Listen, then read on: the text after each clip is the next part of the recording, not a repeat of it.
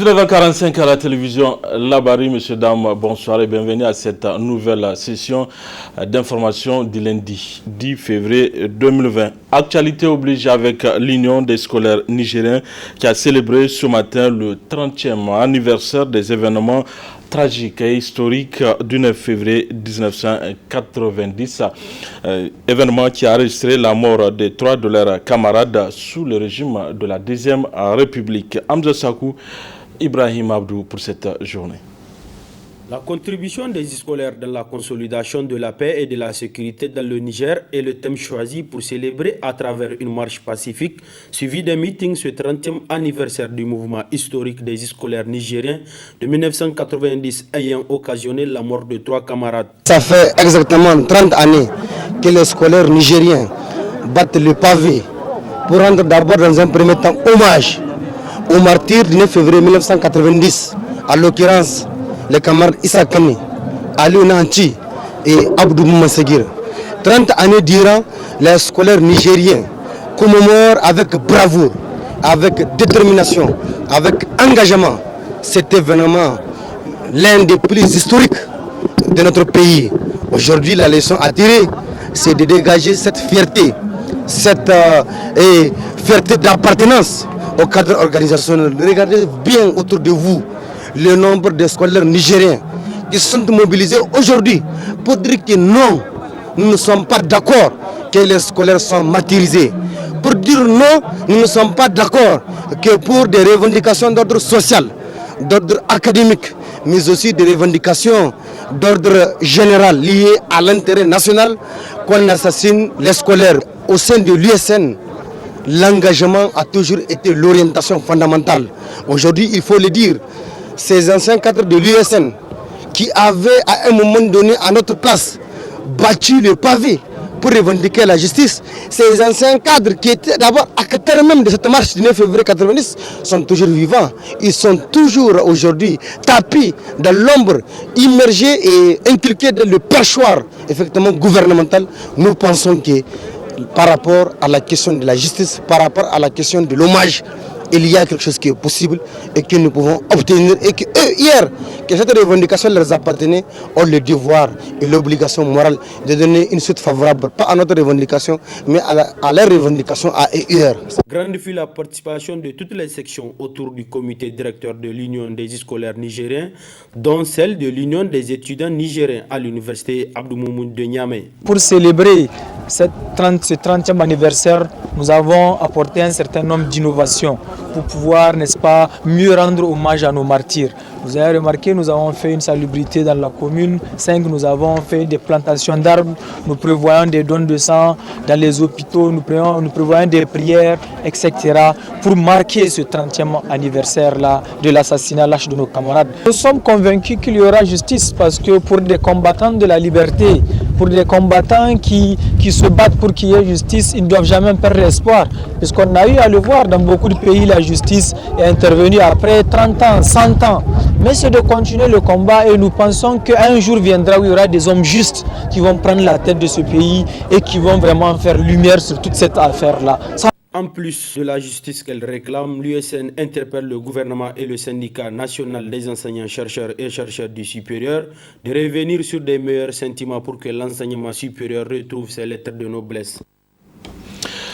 Parlons politique dans cette édition avec cette 3e journée de la tournée de prise de contact du président du Rassemblement national africain Rana dans la région de Dosso. Hier dimanche, Dr Hamidou Mamadou Abdou et sa délégation se sont rendus à Gaya, Djundju et Karakara pour rencontrer les populations. À chaque étape, les populations ont accueilli chaleureusement la délégation, comme nous le résume ici Hassan Saleh Mustafa.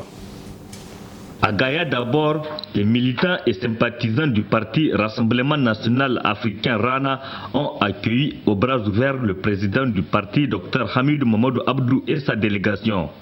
Un accueil digne de l'hospitalité de Dandawa qui se sont mobilisés massivement à la maison des jeunes pour écouter attentivement le message du président du parti Rana venu dans le cadre de la visite de prise de contact avec les militants. Ainsi, après les prestations culturelles, Dr Hamidou Mamadou a a pris la parole pour brosser le tableau sombre de la situation socio-économique et culturelle du Niger et particulièrement de la population de Gaïa. Entre autres problèmes évoqués devant les habitants, la dégradation de la route Gaïa-Dosso qui constitue aujourd'hui un véritable parcours de combattants pour tous les usagers. Très touché par l'état dégradé de la route Dosso-Gaïa, Dr Hamidou Mamadou plaide pour sa reprise dans un court délai. J'ai emprunté cette route, j'ai vu à quoi elle ressemble. C'est pourquoi je demande au président de la République de créer les conditions de la reprise totale de ce tronçon, chose qui pourrait toutefois contribuer à relancer les activités économiques de cette localité. Après le département de Gaïa, le président du parti Rana s'est rendu au département de Djoundjou pour le même exercice. Rencontrer les militants et les sympathisants du parti. Ici, Dr Hamidou a été émerveillé par le paysage très favorable aux productions agricoles. Un des soucis du président qui s'engage ainsi à lutter contre l'insécurité alimentaire une fois aux affaires, car Djoundjou dispose de toutes les potentialités, a-t-il déclaré. Pour nous, la sécurité alimentaire, c'est très important. Mais on sait qu'il y a des régions, des zones de notre pays où l'agriculture est difficile à faire. Par manque d'eau, parce que aussi la terre n'est pas bonne pour ça. Mais il y a des zones de notre pays où l'agriculture peut réussir. Donc on doit avoir une stratégie pour concentrer là où la terre est bonne et où il y a l'eau, pour nourrir tout le Niger. Et on peut le faire. Donc je dis, voilà. Et ici, je suis agréablement surpris de voir comment le potentiel est énorme. Mais il faut juste s'organiser. Il y a le potentiel. Avant de quitter Djoundjou, Dr Hamidou Mamadou a rendu une visite de courtoisie au chef du village et visité la grande mosquée de Djoundjou d'environ 3000 places en chantier. Après Djoundjou, cap sur Karakara, la dernière étape de la journée. Malgré un retard accusé par la délégation, la population a attendu le président du parti Rana, accueilli sous les acclamations. Ici, Dr Hamidou a insisté sur les questions électorales tout en demandant à la population de se faire enrôler. Il a enfin exprimé toute sa reconnaissance et son remerciement à toutes ces personnes qui ont attendu pendant des... Une nouvelle structure vient de voir le jour au MNSD en Nassara. Il s'agit de l'organisation des jeunes Nassara engagés pour les idéaux du parti.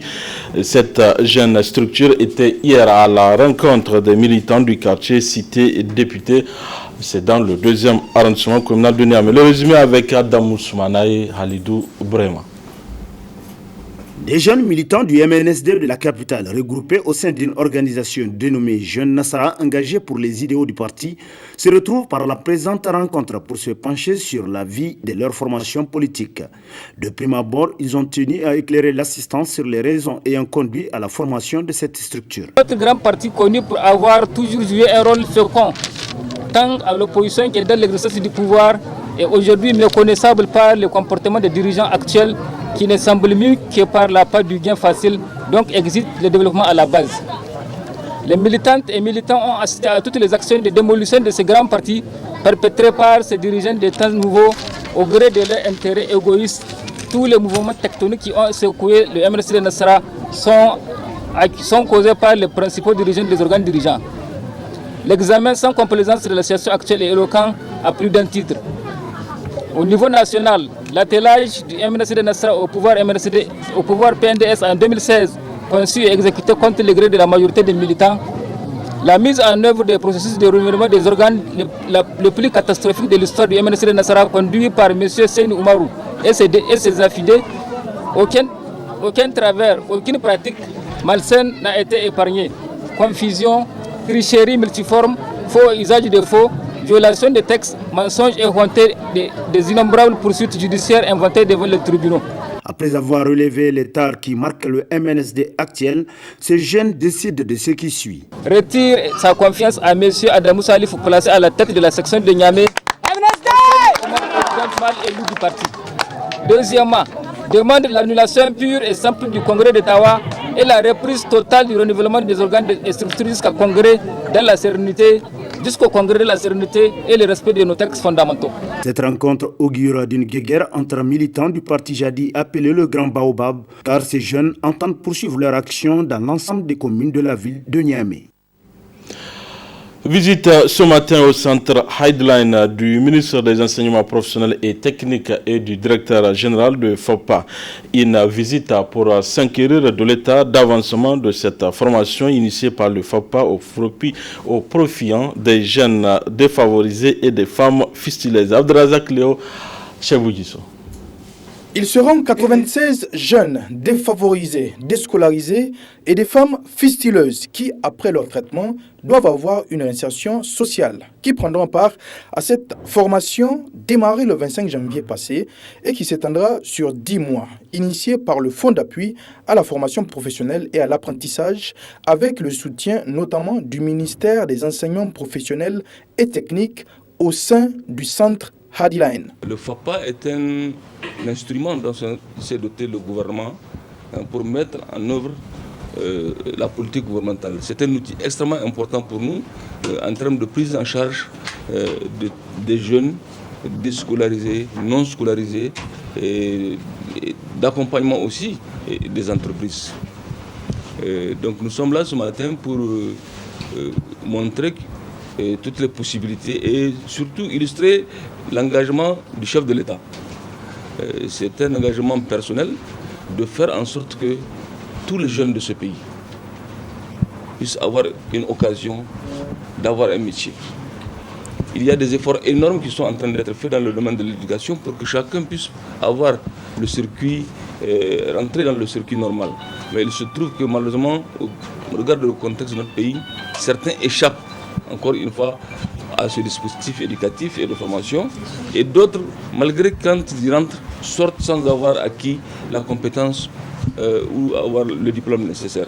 L'objectif de cette visite est de s'enquérir de l'état d'avancement de cette formation. Une formation justement qui revêt un double objectif. Pour nous, dans le cadre des activités du Fonds d'appui à la formation professionnelle et à l'apprentissage, c'est une de nos cibles, les jeunes en situation de vulnérabilité.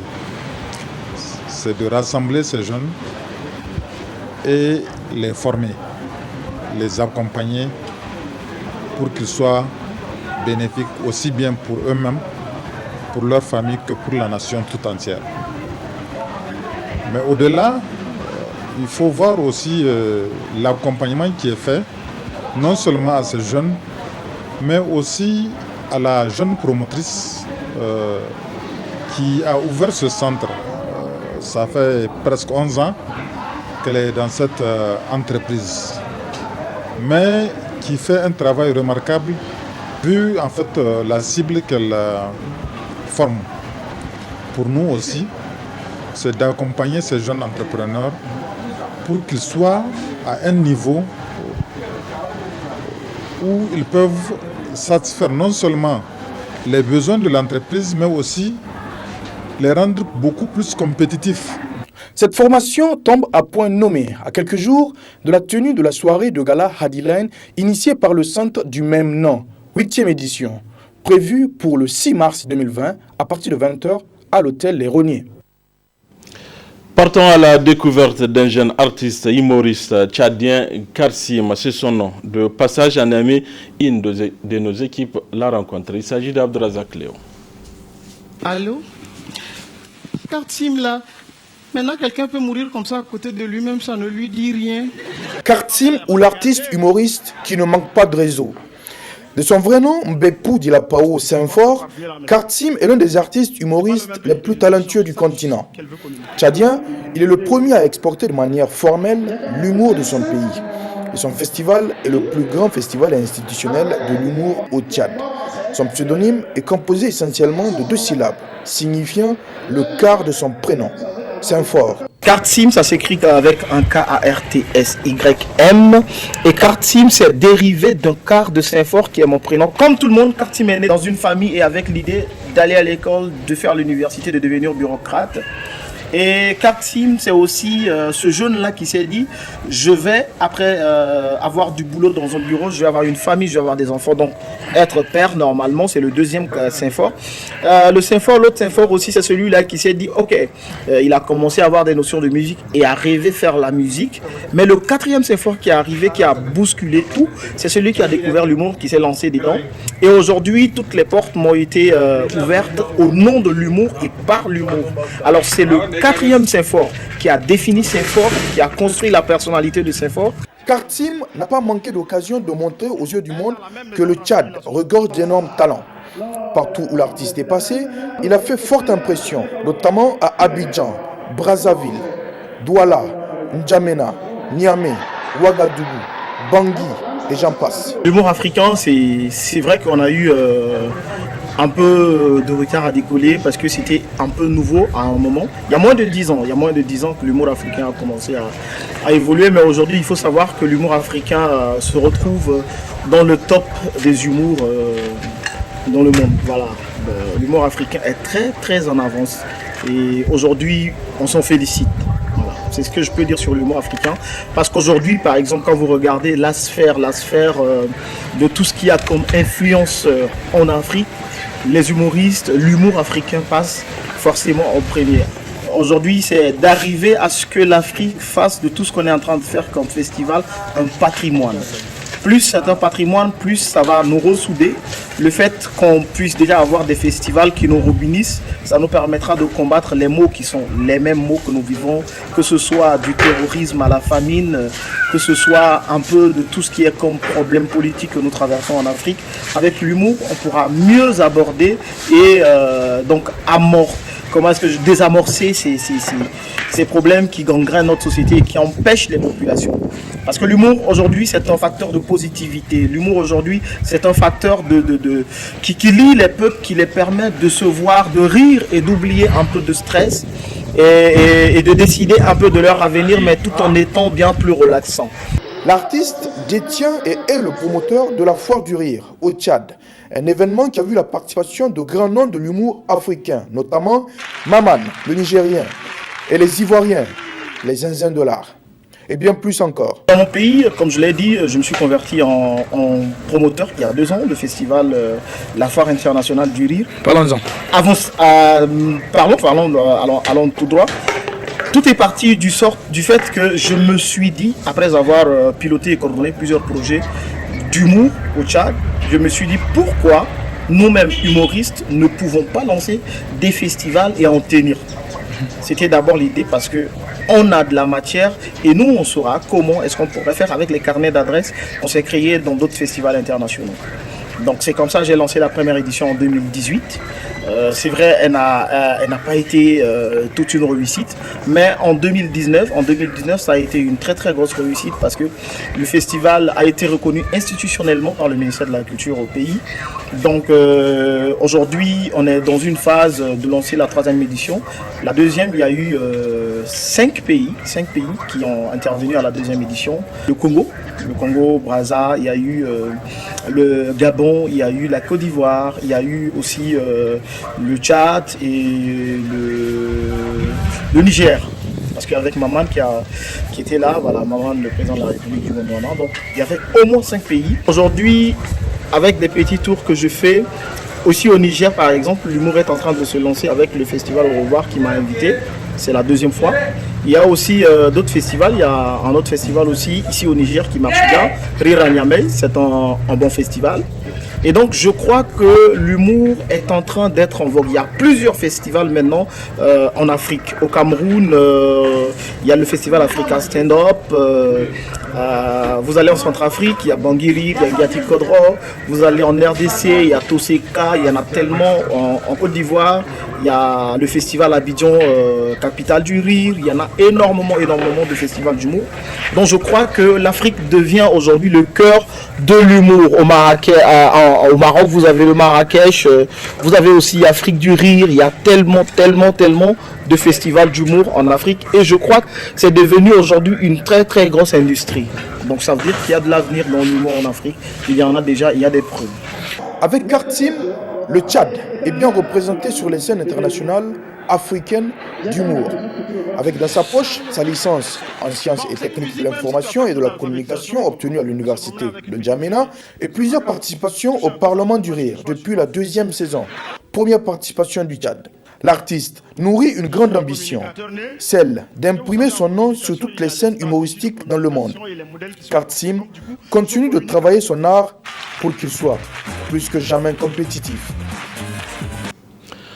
Le monde de la culture nigérienne est en deuil avec la disparition de la nuit du samedi au dimanche dernier d'une des figures emblématiques du théâtre radio-télévisé nigérien en la personne de Hajia Nana Aïchatou Garba, plus connue sous le nom de Hajia Delou ou Karada Kiaché. La télévision Labari rend un hommage à titre posthume à cette grande actrice qui était Karada Kiaché à travers un portrait réalisé de son vivant par nos reporters Ali Doubrema et Hassan Saleh Mustafa. Très bonne réception.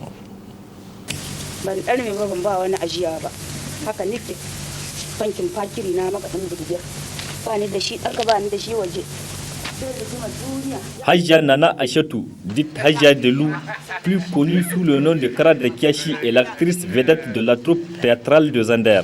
Hajia Delou était actrice dans plusieurs théâtres produits par cette troupe, dont Garwa Baki Asiri, Sarki Hana Sabka Bao et Karada Kiaché.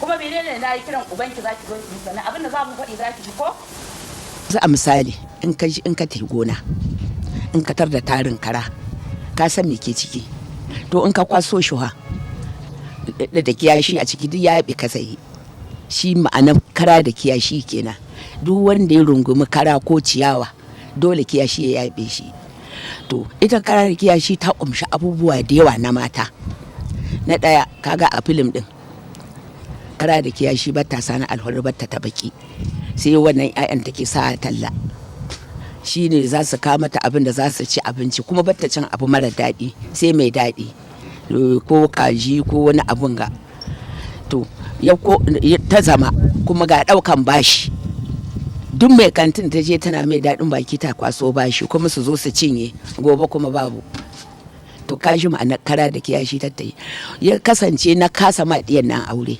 duk neman kuɗin da suke in sun huda in kun huta talla in kun ga samari ku rika tamaka kuna sakin hannu kuna kashe kunne baya duk na koya musu da tahiyar da za ku yi ku canza baya wannan ta ba ku jin ba a'a ku rika canza tahiya kuna rangaji kuna sakin hannuwa kuna sauraron abin da samarin za su ce kuma saura ki tahi in samari sun yi kire da ki abu da baki ki magana ke isassa Karada Kiaché est l'un des théâtres qui a fait plus de co car il a reflété la réalité de notre société, précisément dans la vie des couples où certaines femmes cherchent à s'imposer face à leur mari.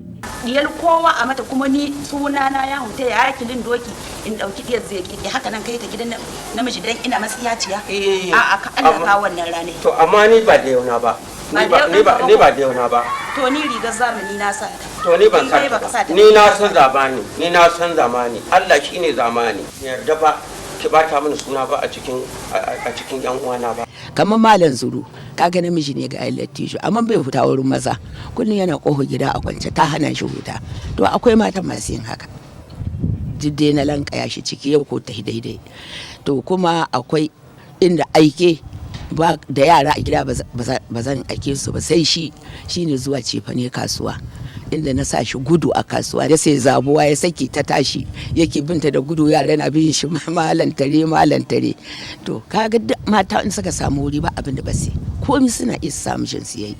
Actrice principale dans Karada Kiaché dont le thème cadre parfaitement avec nos réalités. Kofar gidan zaka? Kai ba da wurin zuwa duk cikin mazan da ke. Ko ina zan zauna. Dauke ka je ka zauna.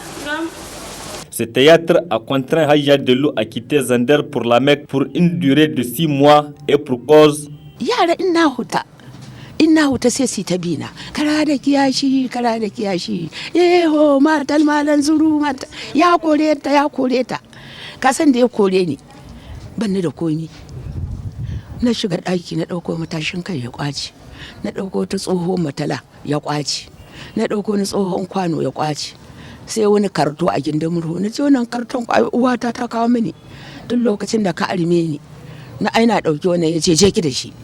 To ai kaga abin kumya ne wannan da sun ganni ba su bari na wallahi saboda wannan na kaura maka sai ta zana ta shekara 1000 a daki ba ka Allah sa ta gargadi kanta sakaran banza sakaran wuri wai ta hiya lamamo wannan uban naki ba kallon a kai ki gidan namiji da gado ba ko da tabar ma karamno ba a kai ki ba in dan dai wannan uban naki in kina mai da hankali da yar uwarki mai da hankali ko kama hanya ku dai. Âgée de 83 ans, Haja Nana Aïchatou dit Haja Delou Oukra de Kiachi a débuté le théâtre à Zander à la radio à l'âge de 37 ans et cela fait déjà 11 ans qu'elle a pris sa retraite. La veuve Haja Delou n'a jamais eu d'enfant mais elle est grand-mère de plusieurs dizaines de petits-fils. Yau da gobe sai Allah duk mutum ka san ka iya abu ka yi kokari ka yi shi wanda ka san baka iya sai ka shawa mai lahiya.